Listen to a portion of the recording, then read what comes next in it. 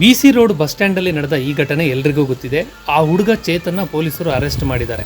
ಅವನು ಇಲಿಪಾಷಾಣ ತಿಂದಿದ್ದ, ಪೊಲೀಸರು ಆಸ್ಪತ್ರೆಗೆ ದಾಖಲಿಸಿದ್ದಾರೆ. ಈ ತರ ಒಂದು ವಿಡಿಯೋ ಬಂದಿದ್ರಿಂದ ಇದು ವೈರಲ್ ಆಯಿತು. ಇದ್ರ ಬಗ್ಗೆ ಚರ್ಚೆ ನಡೀತಾ ಇದೆ. ಆದ್ರೆ ಕೆಲವು ದಿನಗಳ ಹಿಂದೆ ಇದೇ ರೀತಿಯ ಮತ್ತೊಂದು ಘಟನೆ ಜುಲೈ 10ಕ್ಕೆ ರಾಮನಗರದಲ್ಲಿ ನಡೆದಿದೆ.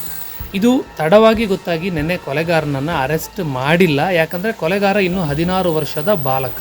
ಇವನನ್ನ ಬಾಲ ನ್ಯಾಯ ಮಂಡಳಿಯ ವಶಕ್ಕೆ ಕೊಟ್ಟಿದ್ದಾರೆ. ಪೊಲೀಸರು ಬಂಧನ ಮಾಡೋಕೆ ಆಗಲ್ಲ. ಈ ಹುಡುಗ ಕನಕಪುರ ತಾಲೂಕಲ್ಲಿ ಬೋರ್ವೆಲ್ ರಿಪೇರಿ ಕೆಲಸ ಮಾಡ್ತಾ ಇದ್ದ. ಪಕ್ಕದ ಹಳ್ಳಿಯ 16 ವರ್ಷದ ಹುಡುಗಿ ಇವನನ್ನ ಪ್ರೀತಿ ಮಾಡ್ತಾ ಇರ್ತಾಳೆ. 2 ತಿಂಗಳ ಹಿಂದೆ ಇವಳು ಫ್ರೆಂಡ್ ಮನೆಗೆ ಹೋಗ್ತೀನಿ ಅಂತ ಮನೆಯವರಿಗೆ ಸುಳ್ಳು ಹೇಳಿ ಈ ಲವ್ವರ್ನ ಮನೆಯಲ್ಲಿ ಬಂದು ಉಳ್ಕೊಂಡಿದ್ದಾಳೆ.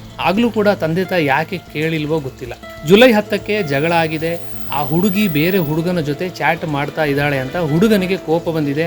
ನಾಡ ಬಂದೂಕು ಕೈಗೆ ತಗೊಂಡು ಶೂಟ್ ಮಾಡಿ ಸಾಯಿಸಿದ್ದಾನೆ. ನಮ್ಮ ಪೊಲೀಸ್ ವ್ಯವಸ್ಥೆ ಮತ್ತು ನ್ಯಾಯಾಂಗ ವ್ಯವಸ್ಥೆ ಹೇಗಿದೆ ಅಂತಂದ್ರೆ, ಅನೇಕ ಪ್ರಕರಣಗಳಲ್ಲಿ ಕೊಲೆ ಆರೋಪಿಗಳು 5-6 ತಿಂಗಳಲ್ಲೇ ಜಾಮೀನು ತಗೊಂಡು ಆರಾಮಾಗಿ ಓಡಾಡ್ಕೊಂಡು ಇರ್ತಾರೆ.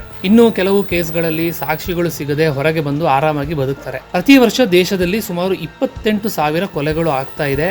10 ಕೊಲೆಗಳಲ್ಲಿ ಒಂದು ಲವ್ ಮತ್ತೆ ರಿಲೇಶನ್ಶಿಪ್ಗೆ ಸಂಬಂಧಪಟ್ಟಿರುತ್ತೆ. ತಂದೆ ತಾಯಿಂದಿರಿಗೆ ನನ್ನ ಒಂದು ಸಣ್ಣ ಸಲಹೆ ಏನಂದ್ರೆ, ಈಗಿನ ಹೊಸ ಜನರೇಷನ್ ಮಕ್ಕಳು ಹೇಳ್ತಾರೆ ಪ್ರೈವೇಸಿ ಬೇಕು, ನಮ್ಮ ಫೋನ್ ನ ಚೆಕ್ ಮಾಡಬಾರ್ದು ಅಂತೆಲ್ಲ. ಮಕ್ಕಳ ಜೀವದ ಮುಂದೆ ಯಾವ ಪ್ರೈವೇಸಿನೂ ಇರಲ್ಲ ಮಣ್ಣಂಗಟ್ಟಿ.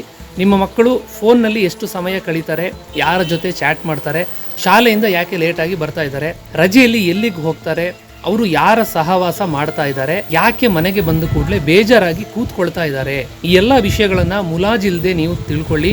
ಅವರನ್ನ ಯಾರಾದ್ರೂ ಹೆದರಿಸ್ತಾ ಇದ್ದಾರಾ, ಶಾಲೆಯಲ್ಲಿ ರ್ಯಾಗಿಂಗ್ ಆಗ್ತಾ ಇದೆಯಾ, ಬೀದಿಲಿ ಅವರನ್ನ ಯಾರಾದ್ರೂ ಫಾಲೋ ಮಾಡ್ತಾ ಇದ್ದಾರಾ, ಇವೆಲ್ಲವನ್ನ ತಿಳ್ಕೊಳ್ಳೋದಕ್ಕೆ ಯಾವುದೇ ನಾಚಿಕೆ ಮುಜುಗರ ಬೇಡ. ಯಾಕಂದ್ರೆ ಈಗಿನ ಪರಿಸ್ಥಿತಿ ಹಾಗೆ ಇದೆ.